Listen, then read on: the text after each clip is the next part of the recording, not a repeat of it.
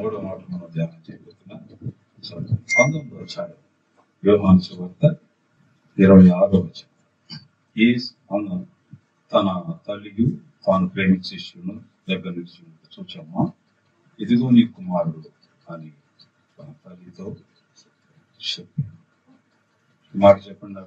యేసు తన తల్లియు తాను ప్రేమించిన శిష్యులను దగ్గర నిలుచుండుట చూచి, అమ్మా ఇదిగో నీ కుమారుడు అని తన తల్లితో చెప్పాను. ప్రేమ గల తండ్రి మీకు వందనాలు. చదవబడిన మూడో మాటను బట్టి మీకు స్తోత్రాలు. ధ్యానిస్తున్నాం, సహాయం చేయండి. ధ్యాన ప్రభావం మా జీవితాల్లో కనబడినట్టుగా, ధ్యాన ప్రభావితులమై మీ కొరకు జీవించినట్టుగా మీ సహాయం మాకు అనుగ్రహించండి. మీరే మాట్లాడి మహిమ పొందమని యేసునామములో స్తుతించి ప్రార్థించి వేడుకుంటున్నాం తండ్రి.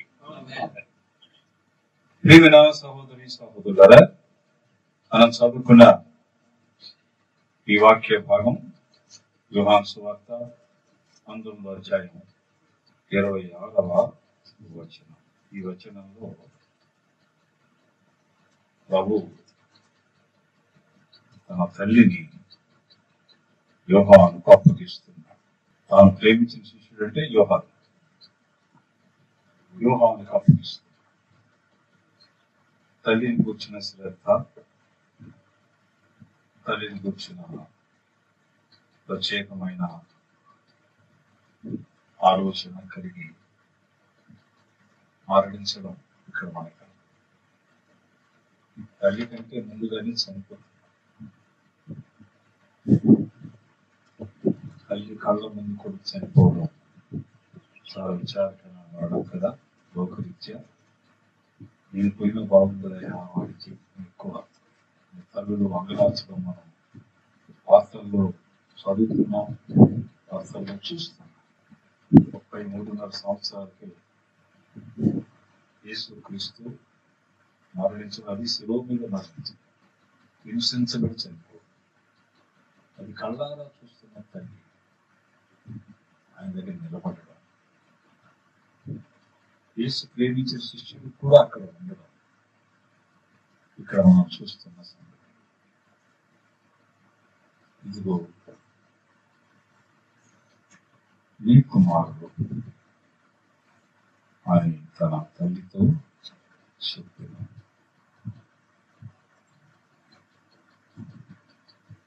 యేసుక్రీస్తు కనపరుస్తున్న ఈ ప్రత్యేకమైన స్థితి ఏమిటంటే తల్లిని ఆదరిస్తున్నారు. Is giving comfort unto his mother. మరణం మనకు కావాల్సింది ఏమిటంటే ఆదరణ. ఇప్పుడు మొదటి మాటకు మనం టైటిల్ ఇస్తే అదేమిటంటే క్షమాపణ.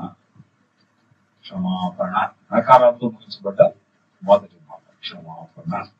రెండవది ఏమిటి? రక్షణ. అతడు రక్షించబడి పరదేశిపోయాడు. రెండవ మాట రక్షణ, అది నకారంతో ముగించబడ్డ. మూడవ మాట ఆదరణ, ఇది కూడా నకారం. మీకు గుర్తుపెట్టుకోవడానికి నేను కష్టపడి సిద్ధపరిచి మీ దగ్గరికి వచ్చాను. మీరు వినడం అనేది ఒక వడ్డించిన విస్తరిగా ఉండాలి. వడ్డించిన విస్తరి అంటే బెలవుందని ఇంకోసారి చెప్పండి. వడ్డించిన విస్తరిగా మనం ఆలకించడం ఉండాలని సిద్ధపాటు చేసి మీ దగ్గరికి తీసుకున్నాం.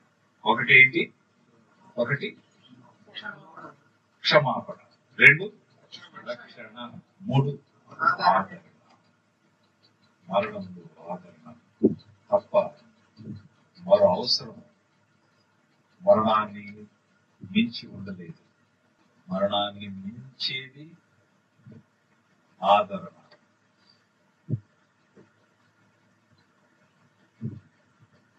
మరణంలో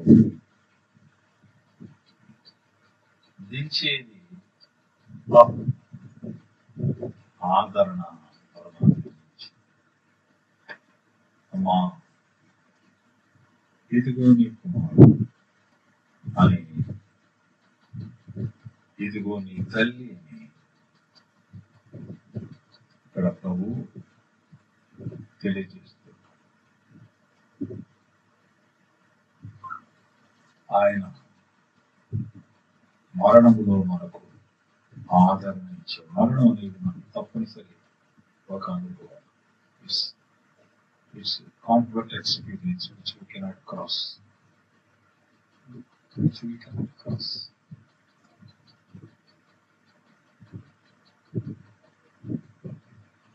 లోకంలో జన్మించిన ప్రతి ఒక్కరు,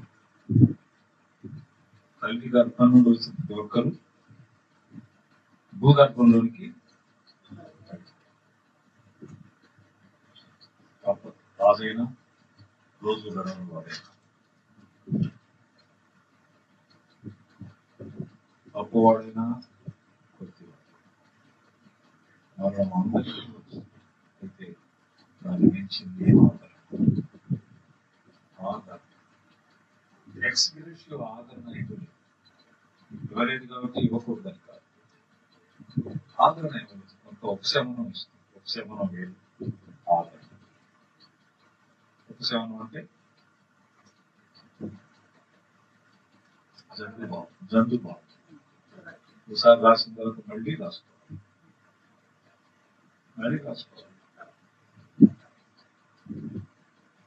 ఆదరణ ఒకసారి వచ్చింది, ఒకసారి అక్కర్ల జీవితాలు వస్తుంది. అది ప్రభు చేస్తుంది. మరణించే ప్రతి ఒక్కరు, ప్రతి కుటుంబం ఆదరించారు. ఈ ఆదరణ లోకస్తులకు లేదు. మనుషులకు వాళ్ళు ఏం చేస్తారంటే, ఇంట్లో మరణం సంభవిస్తే వాళ్ళు విలువలు మార్చేస్తారు. అతన్ని మంచం మీద ఉంచరు, గట్టి మీద పడుకోబెడతారు, నేల మీద పడుకోబెడతారు, గట్టి మీద ఉంచి నేల మీద పడుకోబెడతారు. ఇంట్లో కూడా తీసుకురారు, బయట ఎక్కడో ఉంచు. క్రైస్తవ విశ్వాసంలో కాదు, ఆయన చేయకుండా ఇంట్లో ఉండగలము.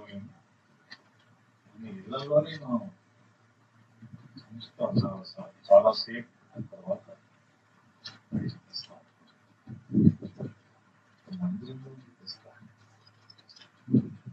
విశ్వాసంలో లోపల పోటాడిని వాడుతారు. కీడని కొందరికి ధైర్యం అక్కడికి రాలేదు. యేసు క్రీస్తు పంపించబోతు ముందుగానే అడ్వాన్స్ గానే అంటున్నాడు, ఇదిగో నీ కుమారుడమ్మా, ఇదిగో ఆయన మనలను ఆదరించేవాడు. చూడండి, యోహాను సువార్త 16వ అధ్యాయంలో ఆయన అంటున్న మాట 33వ వచనం, ఆయన మీకు సమాధానం పడినట్లు ఈ మాటలు మీతో చెప్తున్నాను, లోకంలో మీకు శ్రమ కలుగుతున్నాయి, ధైర్యము తెచ్చుకోండి. ఏం జరుగుతుంది ఈ లోకంలో ధైర్యం తెచ్చుకుంటే? 14వ అధ్యాయం 16వ వచనం, నేను తండ్రిని వేడుకుంటున్నాను, నేను ఎల్లప్పుడూ ఆయన వేరొక ఆదరణ కట్టనగా సత్యస్వరూప ఆత్మను మీకు అనుగ్రహించు. ఎల్లప్పుడూ ఉండే ఆదరణ. The comfort from Jesus Christ is always 24/7. ఎల్లప్పుడూ ఉంటుంది. ఇది నిత్య ఆదరణ. 25 వచనం చూడండి, 26, ఆదరణకర్త అనగా తండ్రి నా నామమున పరిశుద్ధాత్మ సమస్త మీకు బోధించి నేను మీకు చెప్పే సంగతి మీకు జ్ఞాపకం చేయను. ఈ ఆదరణ ఇది బోధించే ఆదరణ. బోధించి చూడండి 15వ అధ్యాయం 26 వచ్చింది. తండ్రి యొద్ద నుండి మీ యొద్దకు నేను పంపబడి ఆదరణకర్త అనగా తండ్రి యొద్ద నుండి బయలుదేరు సరస్వతి ఆత్మ వచ్చినప్పుడు నన్ను గురించి సాక్ష్యం ఇచ్చు తను గురించి సాక్ష్యం ఇచ్చే ఏమని ఎలా ఉన్నాడు ఆయన లేడు కానీ దేవుడు మాతో ఉన్నాడు. ఇక్కడ ఒక ఫ్లెక్సీ మీద ఏం రాసామని దేవుడు మాతో ఉన్నాడండి. ఆమె లేదు లేక ఆయన లేడు, ఫలాని వారు లేరు, మా అన్న లేడు, మా అక్క లేడు, కానీ దేవుడు మాకు లేకపోతే ఆదర సాక్ష్యం ఇచ్చే ఆదర. ఇక్కడ 3వ అధ్యాయం 16వ అధ్యాయం 7వ అధ్యాయం. నేను వెళ్ళిపోవడం వలన మీకు ప్రయోజనకము, నేను వెళ్ళని ఆదరణకర్త మీ ఎదుకు రాడు, నేను వెళ్ళిన ఆయన మీ ఎదుకు పంపుదును. ప్రయోజనకరమైన ఆదరణ. ఈ చతుర్ముఖ ఆదరణలు ప్రభు మనకిస్తారు. అందుకు ఆయన పరిశుద్ధాత్ముడుగా మన మధ్యకు వచ్చాడు. మనకు మాట్లాడు, ఇదిగో నీ తల్లి, ఇదిగో నీ కుమారుడు చెప్పగలిగిన ఆయన మనతో ఉన్నాడు. మనతో ఉండేవాళ్ళు ఒకప్పుడు మనతో లేని వారుగా ఉంటారు, లేక మనం వారితో లేని వారుగా ఉంటాం. కానీ ప్రభు మనతో ఉంటే ఆయన లేకపోవడం అనేది జరగదు. అందుచేత ఆదరణ మనం కలిగిన వారు మాతో ఉండండి. మత్తయి సువార్త వాళ్ళు అడుగుతున్నారు చూడండి. మత్తయి సువార్త 26వ అధ్యాయం. వాళ్ళు అంటున్నారు, ప్రభుతో చెప్తున్నారు. ఏమని చెప్తున్నారు అంటే, ప్రభు వారి దగ్గరికి వచ్చాడు, ప్రభు వారితో మాట్లాడుతుండగా వారు చెప్తున్న మాట, అయ్యా ఈ సమయం అయింది కాబట్టి ఒక పని చేయండి. అదంతా లూకాసు వార్త 24 వచ్చారు. లూకాసు వార్త 24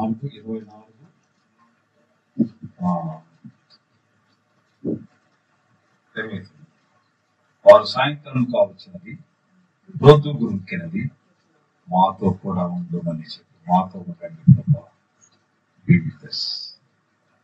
ఆయన మనతో ఉండేవాడు.